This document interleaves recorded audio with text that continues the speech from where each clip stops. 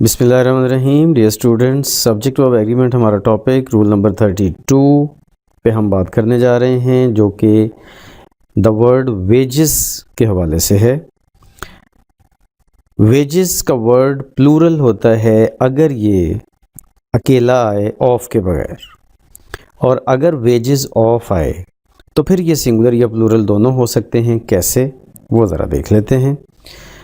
Sentence है जी, wages are paid here daily. Wages का वर्ड अब ज़ाहिर है मुआवजे की सेंस में होता है, सैलरी की सेंस में होता है। तो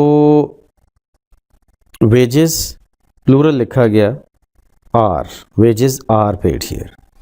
लेकिन वेजेस ऑफ सिन, अगर द वेजेस ऑफ आ जाए, वेजेस ऑफ आ जाए, द तो है ही है ना, वेजेस ऑफ आ जाए तो उसके बाद वाला नाउन डिसाइड करता है कि कौन सा वर्ब आएगा। The wages of sin is hell, और the wages of these goods have been paid, have. ठीक है, तो कॉन्सेप्ट क्या बना कि वेजेस ऑफ के बाद अगर सिंगुलर नाउन आ जाएगा तो सिंगुलर वर्ब आएगा, वेजेस ऑफ के बाद अगर प्लूरल नाउन आ जाएगा तो प्लूरल वर्ब आएगा। ठीक है, और अगर ऑफ के बगैर सिर्फ वेजेस का वर्ड अकेला आता है ऑफ के बगैर, तो फिर ये हमेशा ही प्लूरल यूज़ किया जाएगा। आज के लिए इतना ही। That's it for today. अल्लाह हाफिज़।